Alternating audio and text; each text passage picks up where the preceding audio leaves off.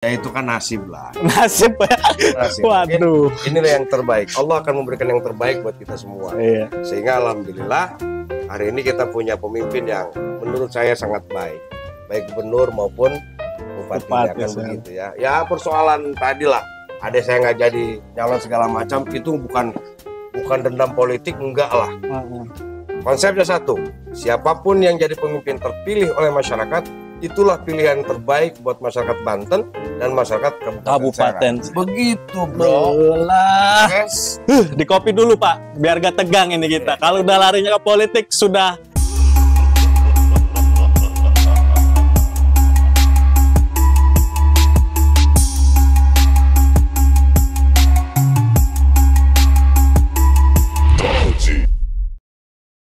Assalamualaikum warahmatullahi wabarakatuh. Waalaikumsalam warahmatullahi wabarakatuh. Halo Sobat Serang, kembali lagi ke Tetakon Podcast dari Ruang Bicara Kita Bangun Daerah Bersama. Bersama saya Aldi. Kali ini kita kedatangan tamu yang mungkin menjadi seorang inspiratif. Beliau adalah mantan KPU Kabupaten Serang. Dan sekarang dia mempunyai usaha petani jagung.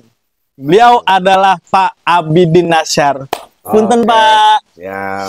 Wah, Pak Abidin ini sudah lama nggak ketemu ini Pak ya? Iya, kemarin masih di KPU sering kumpul-kumpul gitu. Iya, sekarang udah menjadi masyarakat ini Pak ya, Iya. masyarakat biasa. Ini waras. Alhamdulillah sehat Pak. Ya, izin ngerokok ini Pak. Santai aja nanti. Gimana?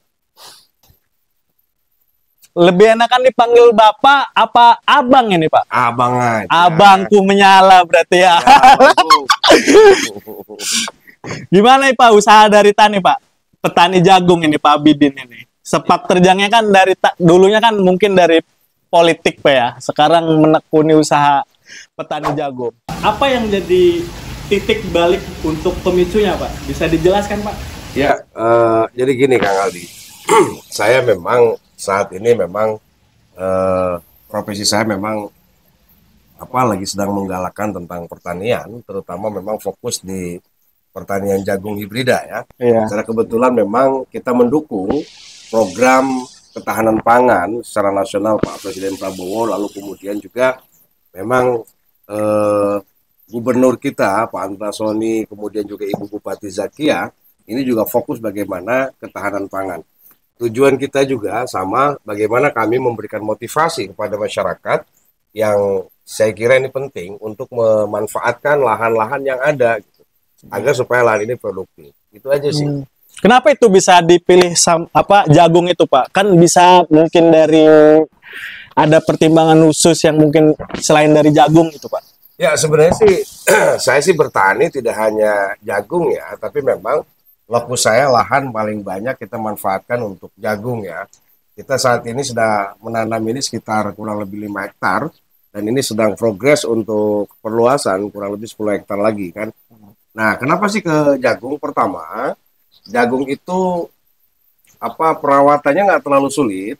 Kemudian juga kebetulan Serang ini kan, di Serang Timur ini kan ada banyak perusahaan-perusahaan pakan ternak. Sehingga untuk penjualan segala macam ini sudah gampang sekali gitu kan, sehingga sudah ada yang menampung. Nah kenapa jagung yang dipilih? Satu, perawatnya nggak terlalu sulit. Yang kedua, penampungan penjualan juga sudah sudah ada yang menunggu dan itu sangat mudah gitu kan. Kalau petani ini kan biasa pengen gampang aja nanam langsung laku kan gitu kan. Nah beda dengan memang potensi-potensi yang lain. Saya juga tidak ada jagung, Kang Aldi. Saya juga palawija, mencoba merekrut teman-teman kelompok tani yang ada di Kopo gitu kan. Dan kita juga tidak hanya di Kopo, di Jawilan juga sama kan, kita nanam jagung juga kan gitu. Sehingga itulah kenapa sih jagung yang dipilih? Karena jagung lebih mudah dalam perawatan, lalu kemudian juga lebih mudah dalam penjualannya. Seperti itu Kang Aldi. Tapi ini saya mau tanya ini Pak, punten ini Pak ya. Ya. Jadi kan Bapak kan udah pernah terjun ke politik ya. Sekarang udah jadi ke lahan usaha Pak ya, ke pertanian. Enakan mana itu Pak dari politik sama dari sektor pertanian itu Pak, usaha? Ya, saya kira terkait dengan usaha, ya enaknya enak jadi petani. Damai Pak ya? Damai. Agak dubrek-ubrek. Tidak ada kepentingan-kepentingan yang lain gitu kan. Tetapi memang inilah kehadusan. Dimanapun kita bekerja selama kita bersyukur pada Allah, dan itu menjadi barokah buat kita semua. Apalagi bertani ini, alhamdulillah kalau bertani ini kan barokah lah, melimpah lah gitu kan. Dan alhamdulillah kita sudah berapa ya, udah 3 kali panen lah gitu kan, dan hasilnya terus meningkat, dan ini juga mensejahterakan masyarakat. Apa sih yang bisa mensejahterakan masyarakat itu? Paling tidak saya bisa mengajak beberapa petani untuk menggarap lahan, kemudian juga mereka kita bayar, kita berikan upah, dan itu meningkatkan kesejahteraan masyarakat. Ya mudah-mudahan Serang yang bahagia gitu kan, Banten yang maju, Merata. nah, Banten maju merata dan tidak korupsi. Walah. Berapa itu Pak total lahan yang digarap itu Pak? Ya, lahan yang sudah saya garap itu kurang lebih 5 hektar, dan saat ini kita sedang ekspansi ke 10 hektar ya. Jadi di Desa Rancasumur inilah kita kurang lebih ada 15 hektar lahan yang kita kita manfaatkan untuk jagung. Kemudian palawija kurang lebih 1 hektar. Kemudian padi juga kita sedang luar biasa, ada sekitar 2 hektaran lah untuk padinya kan gitu. Tetapi kan tidak hanya di sini lahan kita, yang di Kopo juga ada binaan kita. Itu kurang lebih 22 hektar lah. Tapi ngomong petani nih Pak, berapa masyarakat yang sudah diberdayakan ke pekerjaan Bapak yang petani? Yang lahan di sini kita kurang lebih ada 3 orang, kemudian lahan palawija juga ada 2 orang, dan lahan yang sedang kita garap kita memfungsikan kurang lebih ada 6 orang ya, gitu kan. Artinya disinilah mudah-mudahan kita bermanfaat untuk masyarakat kan gitu kan. Artinya inilah peningkatan perekonomian masyarakat. Yang tadinya masyarakat tidak ada pekerjaan, ketika kita bareng-bareng menanam jagung ya kita berikan upah, kemudian ketika panen juga kita berikan. Nah, ini kan untuk peningkatan ekonomi masyarakat. Intinya bagaimana juga kita membantu dan mendukung program-program pemerintah, ya kan, baik provinsi maupun kabupaten, kan seperti itu. Berapa omsetnya itu Pak kira-kira dari petani jagung? Ya, kalau jagung ini kan sederhananya, kalau 1 hektar kita kecilnya dapat 6,5 ton atau 7 ton misalkan. Itu sekali panen? 1 hektar, 1 hektar. panen ya dikali 4.000 atau 5.000 kan tinggal alhamdulillah lah. Sebenarnya biaya untuk nanam jagung ini kan lebih mudah kosnya. Pertama kali nanam sih kita sekitar 20 juta sampai 25 juta karena pembebadan lahan yang mahal. Tapi kalau sudah berjalan ya sekitar 17 juta per hektar kebutuhan kita. Dijualnya kemana Pak? Kalau ini, kenapa saya ingin mengajak masyarakat untuk menanam jagung? Pertama, 1, jagung itu dalam hal perawatannya tidak terlalu sulit, jangka panennya mudah. Yang kedua, di Serang Timur ini banyak perusahaan-perusahaan ternak. Jadi jagung ini jangan takut. Selama orang masih makan ayam, berarti ayam butuh pakan ternak. Pakan ternak. Dan kebetulan perusahaan di Serang Timur ini banyak juga perusahaan-perusahaan yang berkaitan pengolahan atau produksi pakan ternak, kan gitu. Jadi ada 6 perusahaan kurang lebih di Serang Timur. Nah, inilah juga kita juga mendorong program-program bupati, program-program gubernur dalam peningkatan kesejahteraan masyarakat, kemudian juga ketahanan pangan, dan ini menjadi sesuatu yang luar biasa untuk kita ke depan, kan begitu. Ada campur tangan pemerintah nggak tentang usaha Bapak ini? Campur tangan pemerintah, ya pasti artinya kita berkolaborasi. Alhamdulillah ketika panen pertama juga kita bersama biar termotivasi Pak penanaman itu Pak Menteri Desa juga pernah ke sini. Beliau yang support kita, alhamdulillah memotivasi petani-petani, kemudian juga Ibu Ratu Zakia itu sebelum jadi bupati ke sini dulu kita nanam jagung juga sama beliau. Jadi ketika beliau punya program ketahanan pangan itu tidak hanya B4 dan termasuk Pak Gubernur Banten. Pak Andrasoni. Pak Andrasoni, Pak Gubernur Banten luar biasa, Bos. Kenapa itu, sekarang Pak? Sudah memprogramkan terkait dengan penanam jagung kanan kiri tol. Tol yang sepanjang jalur Serang. Yang sepanjang jalur Serang. Banten lah ya, Pak. Banten lah. Jadi, sampai Merak lurus. Iya, jadi Pak Andra ini nggak omon-omon. Wah. Jadi gubernur kita memang top banget, Pak. Pertama, memotivasi saya juga terkait dengan penanaman jagung di sini kan. Nah, Iya. setelah di sini kemarin kita panen di Jawilan bersama Pak Gubernur, Pak Kapolda juga kan. Nah, jadi beliau itu betul-betul. Jadi ketika program berjalan. Nah ini juga mudah-mudahan program kanan kiri tol juga terkait jagung ini juga bisa berjalan di Provinsi Banten. Mari kita dukung bareng-bareng. Ya, seperti itu. Jadi kalau campur tangan pemerintah pasti karena ada beberapa ada PPL juga penyuluh kita ini cara menanam padi, tanam jagung yang bagus kan gitu ya. Iya. Oke, Tetakon Podcast kita akan lanjut ke segmen 2.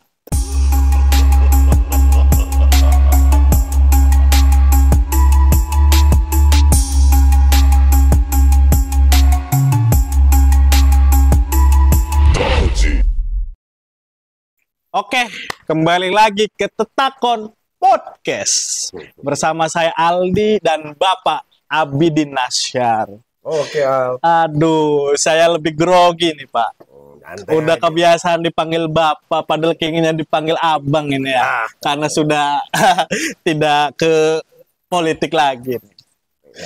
Kan tadi kan kita berbicara tentang pertanian, Pak ya. Sekarang saya ingin tanya ini ke Bapak. Apakah kemarin pas pilkada ada keterlibatan tidak itu, Pak? Bapak. Keterlibatan apa ini? Saya masuk tim sukses atau gimana gitu? Nah, bisa dibilang begitu.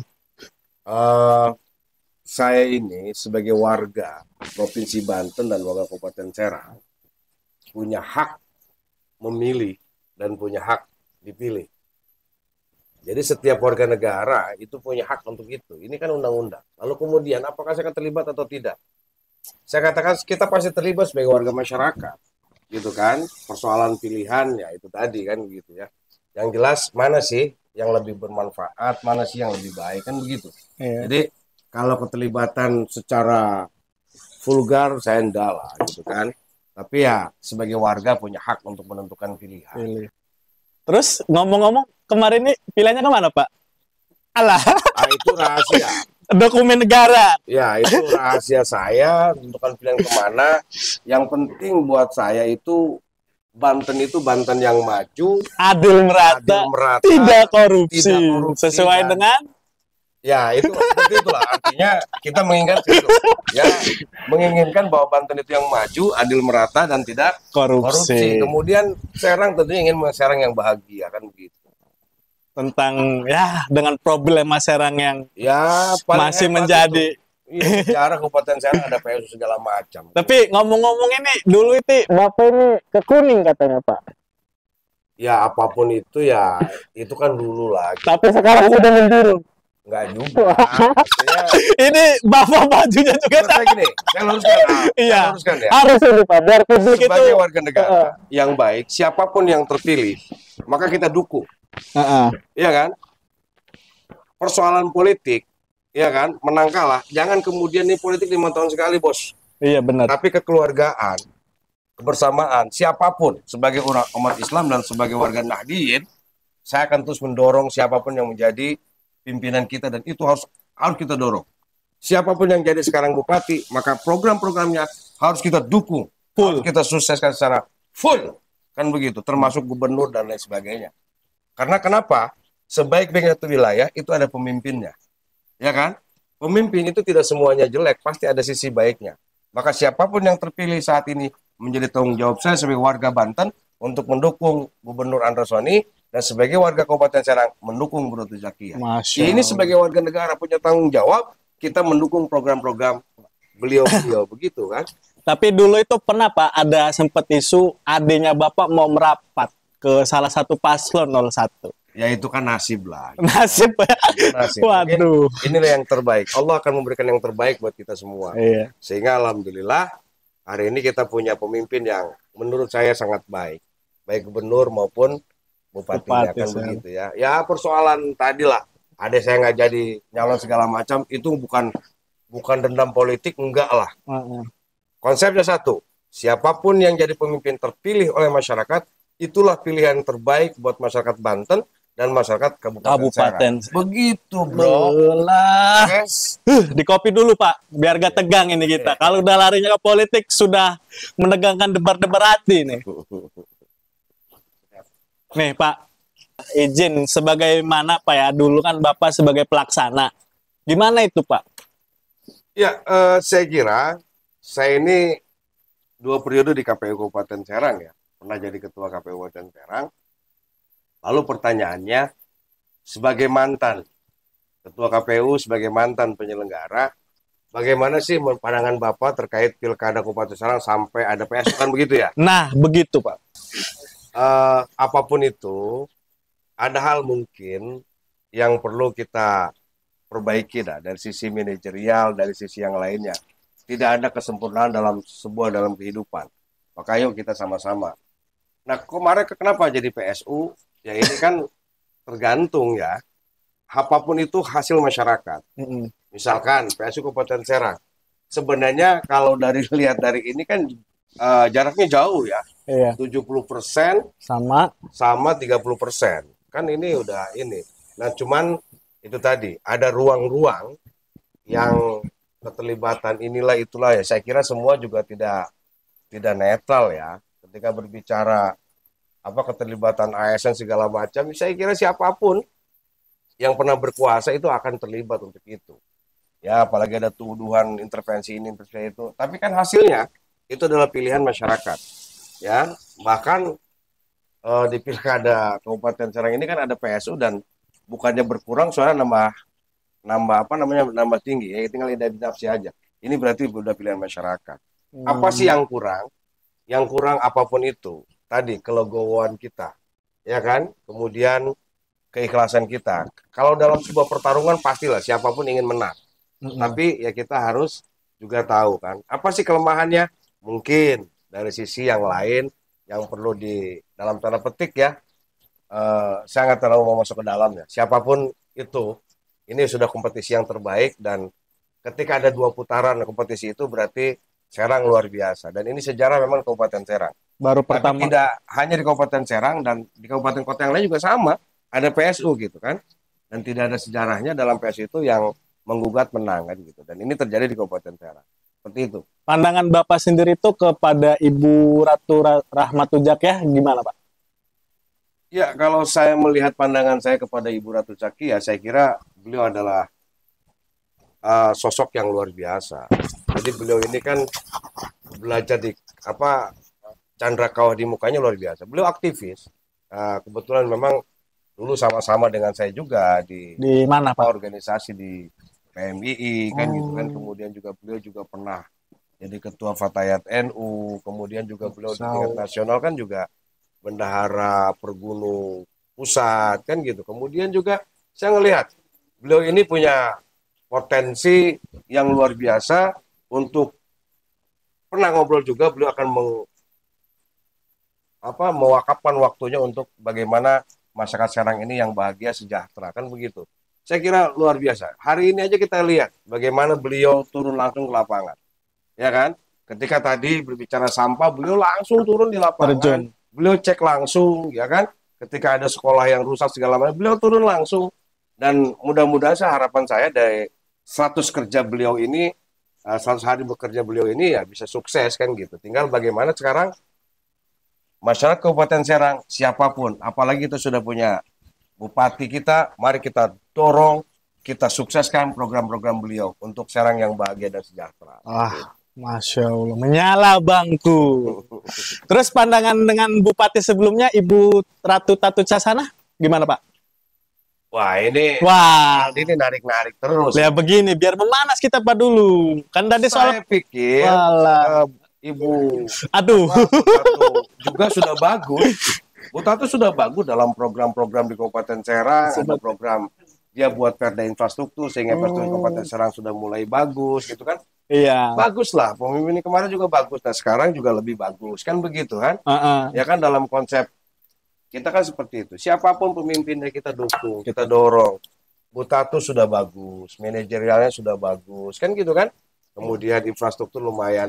Ditambah sekarang Bu Ratu Zakia harus lebih bagus lagi dan saya yakin akan lebih bagus. Seperti itu.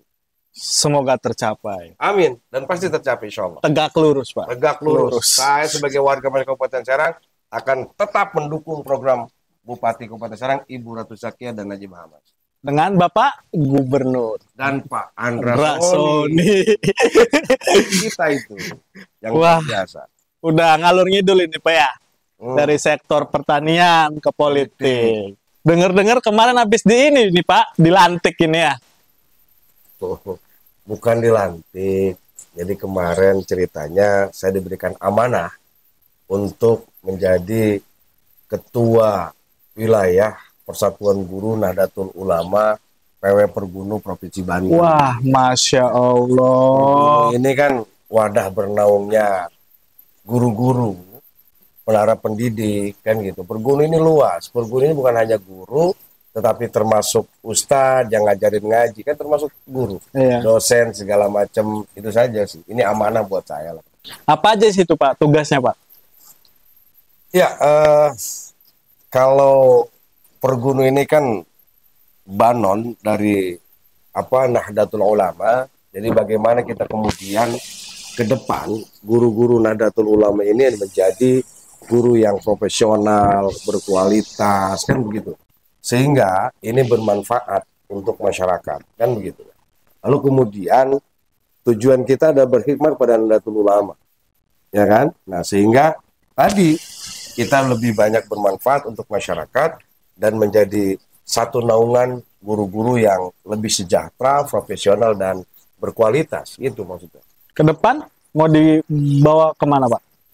Ya, dibawa kemana Pergunu ke depan? Ya jelas, Pergunu ini harus bangkit dan berkibar di mana-mana terkait dengan bahwa guru Nahdlatul Ulama ini adalah bersatu, lalu kemudian juga berprestasi dan berkualitas. Jadi jebolan-jebolan dan kemudian lebih sejahtera. Kan kesejahteraan guru ini kan juga sedang kita memberikan masukan-masukan pada pemerintah, bagaimana juga aturan, mekanisme, dan intinya guru lebih sejahtera, kemudian juga berkualitas dan profesionalisme guru juga meningkat. Nah, itu tujuan saya dan akan saya bawa ke sana.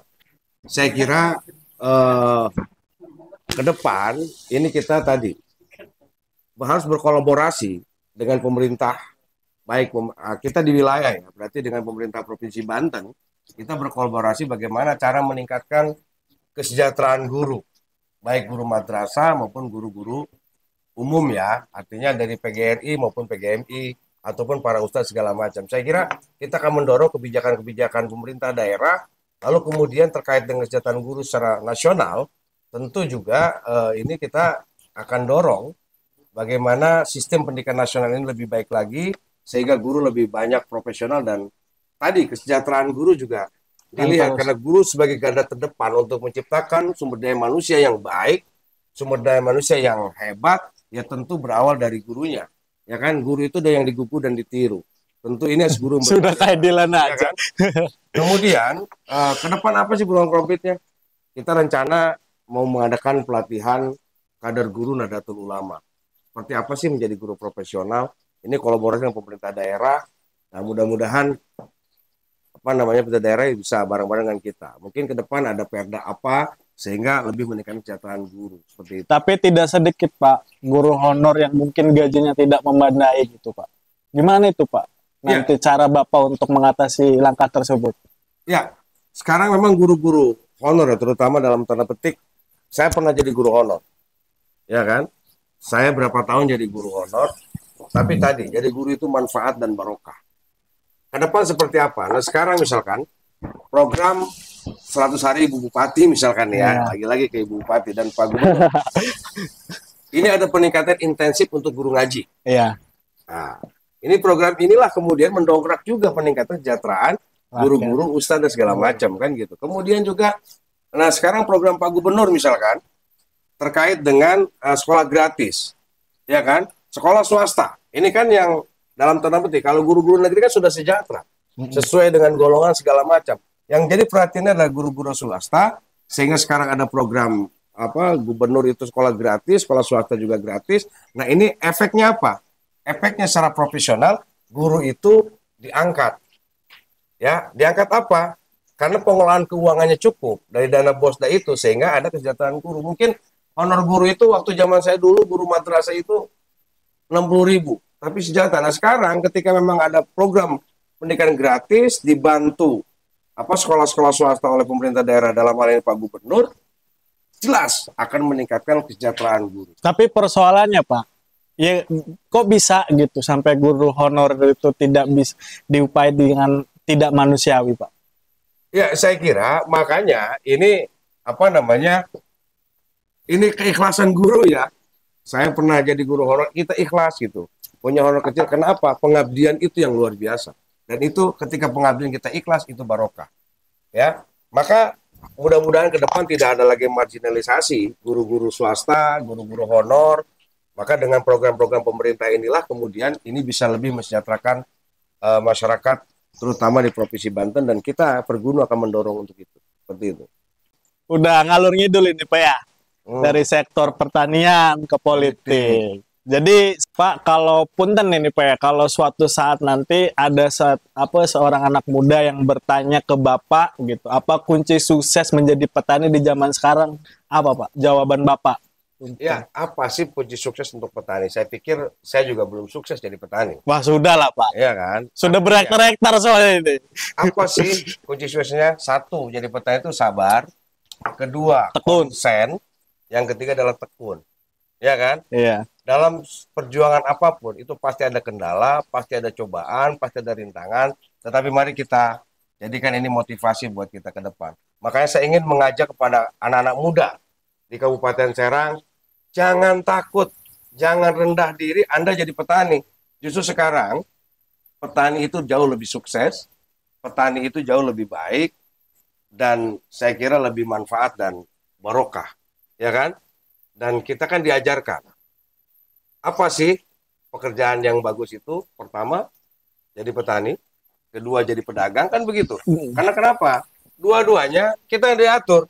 Sehebat apapun kita dalam memimpin, apa punya jabatan, tetap kita itu anak buah. Tapi kalau kita jadi petani, pedagang, yang kita ngatur, ya kan? Nah, Iya. itulah barokahnya. Yang terpenting tadi, syukur pada Allah, nikmatin yang ada, dan saya yakin Allah akan memberikan sesuatu yang lebih baik buat kita. Amin. Apa akhirnya? Selalu bersyukur. Kalau bersyukur, pasti kita akan bahagia. Seperti Gitu ya. konsepnya Serang Bahagia. Oke Pak, terima kasih atas waktunya, kisah dan inspirasinya dari dunia politik hingga ke pertanian. Perjalanan Bapak membuktikan bahwa pengabdian bisa dalam bentuk apa saja. Oke Sobat Podcast, terima kasih. Wassalamualaikum warahmatullahi wabarakatuh. Terima kasih. Oke, Allah, pura Pak ya.